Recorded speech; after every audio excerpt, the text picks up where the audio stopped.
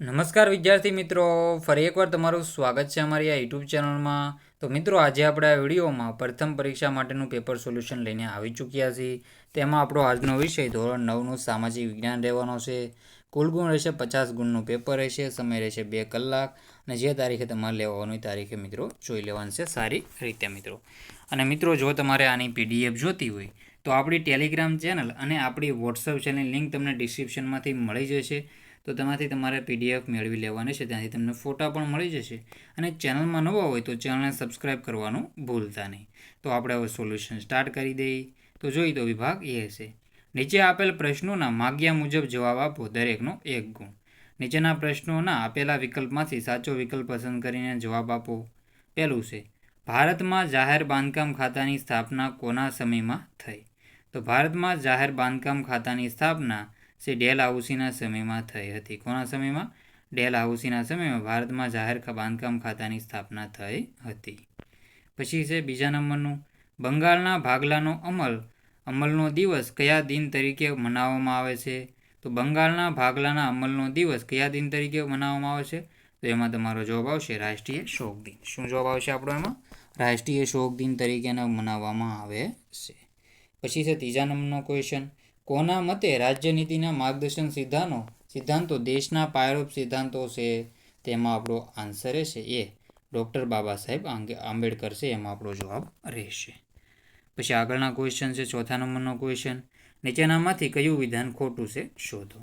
તો નીચેનામાંથી કયું વિધાન ખોટું છે? તો એમાં આપણો જવાબ રહેશે સી. તો આ ધ્રુવ વિશે ટંગસ્ટન, મેંગેનીઝ અને ક્રોમિન વગેરે અધાતુમય ખનિજો છે. આ વિધાન ખોટું છે. બાકી જો આ લોખંડની ઉપયોગમાં લેવાતી ખનિજો છે, મેગ્નેશિયમને, ટિટાનિયમને, બોક્સાઇટ હલકી છે, સોનું, ચાંદી, પ્લેટિનિયમ ધાતુમય ખનિજો છે. તો આવી રીતે તમારે જવાબ દેવાના રહેશે. આવી રીતે સારી રીતે જવાબ દઈ દેજો. તો મિત્રો, વિડીયોમાં આગળ વધતા પહેલાં હું તમને બીજા યુટ્યુબ ચેનલ વિશેની માહિતી આપી દઉં. જો મિત્રો, આપણે આ બીજી યુટ્યુબ ચેનલ છે મિત્રો, આપણે વ્લોગ્સના વિડીયોમાં અપલોડ કરીશું, વ્લોગિંગ કરીશું વ્લોગ્સના વિડીયો. તો આ ચેનલ પણ તમે સબસ્ક્રાઈબ કરી લેજો. જો આપણે આમાં આવી રીતે વિડીયો મૂકીશું, જો મિત્રો વિડીયો સારા લાગે તો આ ચેનલને પણ સબસ્ક્રાઈબ કરી લેજો. તો મિત્રો, હવે આપણે વિડીયોમાં આગળ વધી જઈએ. અને ઇન્સ્ટાગ્રામમાં પણ હેરી બારિયા તરીકે તમે ફોલો કરી શકો છો. તેમાં પણ આપણે મિની વ્લોગ મૂકીએ છીએ. તો મિત્રો, આપણે આગળના ક્વેશ્ચન જોઈએ તો નીચેની ખાલી જગ્યાઓ પૂરો. ડેલહાઉસી સામ્રાજ્યવાદી સાથે ખાલી જગ્યા પણ હતો. તો એમાં જવાબ આવશે સુધારાવાદી. શું કામ હતો? સુધારાવાદી પણ હતો. રેલવેની શરૂઆત કરી હતી, ટપાલની શરૂઆત કરી હતી. ઓસ્ટ્રિયાના રાજકુમારને તેની પત્નીની બ્લેક એન્ડ નામની ખાલી જગ્યાની ઉગ્રવાદી સંસ્થાએ સભ્યએ ગોળી મારી હત્યા કરી. તેમાં આપણો જવાબ આવશે સર્બિયા. પછી છે ખાલી જગ્યાના બનાવના કારણે ગાંધીજીએ અસહકારનું આંદોલન મોકૂફ રાખ્યું. તો ચોરીના બનાવ કારણે 5 ફેબ્રુઆરી 1922ના રોજ. કાવેરી નદી પશ્ચિમ ઘાટની ખાલી જગ્યા પર્વતમાળામાંથી નીકળે છે. તો બ્રહ્મગીરી છે, સાતપુડા કે નીલગિરી? તો બ્રહ્મગીરી જવાબ આવશે. નીચેના વિધાનો ખરા છે કે ખોટા તે જણાવો. પ્રથમ વિશ્વયુદ્ધને અંતે બર્લિન શાંતિ પ્રક્રિયામાં વર્સેલ્સની સંધિ કરવામાં આવી. તો એમાં આ વિધાન કેવું છે? ખોટું છે આ વિધાન. કેટલાક લેખકો લોર્ડ કર્ઝનને મુસ્લિમ કોમવાદના પિતા કહે છે. તો આ વિધાન પણ ખોટું છે. ઘાઘરા, ગંડક અને કોસીના મૂળ ભૂતાનમાં છે. તો આ વિધાન પણ ખોટું છે. ભૂતાનમાં નથી, ક્યાં છે? નેપાળમાં છે. આ નેપાળમાં આવશે. પછી કર્ઝનને નહીં, મિન્ટોને કહેવામાં છે મુસ્લિમ કોમવાદના પિતા. પછી આગળના ક્વેશ્ચન છે યોગ્ય જોડકા જોડો. પ્લાસીનું યુદ્ધ તો 1757. દ્વિતીય વિશ્વયુદ્ધ 1939. પછી છે નીચેના પ્રશ્નોના સંક્ષિપ્તમાં જવાબ લખો. ભારતનું સ્થાન ટૂંકમાં જણાવો. ભારત દક્ષિણ એશિયાની મધ્યમાં હિન્દ મહાસાગરના શીર્ષસ્થ કેન્દ્ર સ્થાને આવેલો છે. જમીન નિર્માણની પ્રક્રિયા વિશે જણાવો. તો આ સાહિત્યનો જવાબ જોઈ લો જમીન નિર્માણની પ્રક્રિયા વિશે. પછી વિભાગ બી છે. નીચે આપેલા પ્રશ્નોના માગ્યા મુજબ જવાબ લખો. કારણ આપો. પ્રથમ વિશ્વયુદ્ધ પછી રાષ્ટ્રસંઘની સ્થાપના કરવામાં આવી. તેનો જવાબ છે સાહિત્ય. પોઝ કરીને વાંચી લો. તો ધીરે ધીરે હું બધા ક્વેશ્ચનને સ્ક્રોલ કરું છું, સાહિત્ય તમે જોઈ લેજો.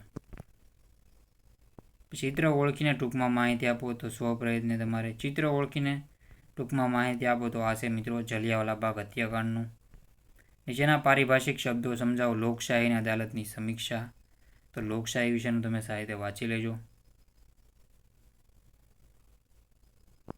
પછી અદાલતી સમીક્ષા છે એ પણ જોઈ લેજો. પછી છે મૂળભૂત હકોની અગત્યતા જણાવો.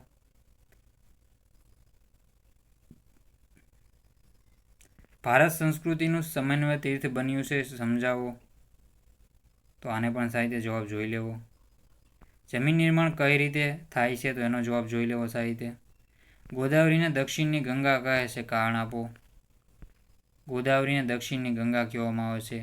જળ પ્રદૂષણ અટકાવવાના ઉપાયો જણાવો. બધા ક્વેશ્ચનો આઈએમપી છે તો સાહિત્ય તમે પોઝ કરીને બધા ક્વેશ્ચનો વાંચી લેજો. પછી વિભાગ સી. નીચે આપેલા પ્રશ્નોના આશરે 60થી 80 શબ્દોમાં ઉત્તર લખો. ડેલહાઉસીની ખાલસા નીતિ.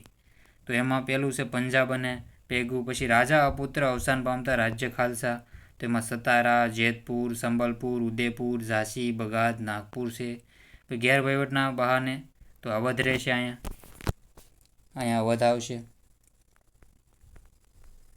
પછી આ છે નિઝામનો વરાળ પ્રાંત અને કર્ણાટકમાં નામ માત્રની સત્તાઓ. તેનો જવાબ આપણે જો ઉપરનો ચાર્ટમાં પહેલાં યુદ્ધ દ્વારા ખાલસા, પંજાબ અને પેગુ, પછી અવધ અને કરજની ઉઘરાણી તળાઈ છે નિઝામનો વરાળ પ્રાંત.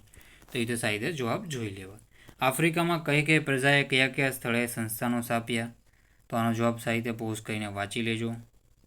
પછી ટૂંક નોંધ લખો. સંયુક્ત રાષ્ટ્રોની સલામતી સમિતિ. તો સલામતી સમિતિ છે સંયુક્ત રાષ્ટ્રોની સૌથી મહત્વનું અંગ છે. તે સંયુક્ત રાષ્ટ્રોની કારોબારી છે. તો આનો પણ જવાબ સાહિત્ય જોઈ લો.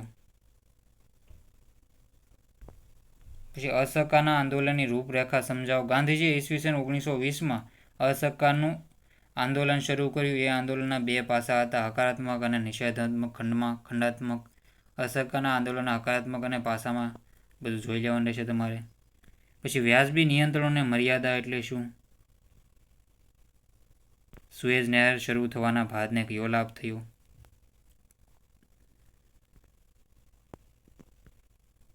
પછી નદી પ્રદૂષણ વિશેનું સાહિત્ય જોઈ લેવું.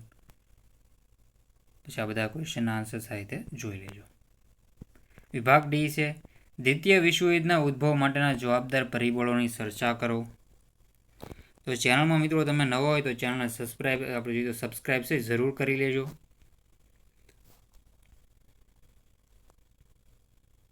લશ્કરવાદ, રાષ્ટ્રસંઘની નિષ્ફળતા, વર્સેલ્સની સંધિ, એડોલ્ફ હિટલરની સામ્રાજ્યવાદી મહત્વાકાંક્ષા, જર્મનીનું પોલેન્ડ પર આક્રમણ, બધી માહિતી તમારે સાહિત્ય વાંચી લેવાની રહેશે. અને ચેનલમાં નવા હોય તો ચેનલને સબસ્ક્રાઈબ કરવાનું ભૂલતા નહીં. બધા ક્વેશ્ચનો સાહિત્ય જોઈ લો. બંધારણમાં સુધારો. તો બંધારણમાં સુધારો. અદાલતની સમીક્ષા. ભારતની જમીનના પ્રકારો જણાવો. તો કાપની જમીન, કાળી જમીન, રેગુર, રાતી જમીન, પડખાવ કે લેટેરાઇટ જમીન, પર્વતીય જમીન અને રણ પ્રકારની જમીન. તેના વિશેની માહિતી છે આ બધી. તો આ પણ વાંચી લેજો. પુસ્તકમાંથી મળી જશે. તો મિત્રો વિડીયોને એન્ડ કરીએ છીએ. જય હિન્દ, જય ભારત.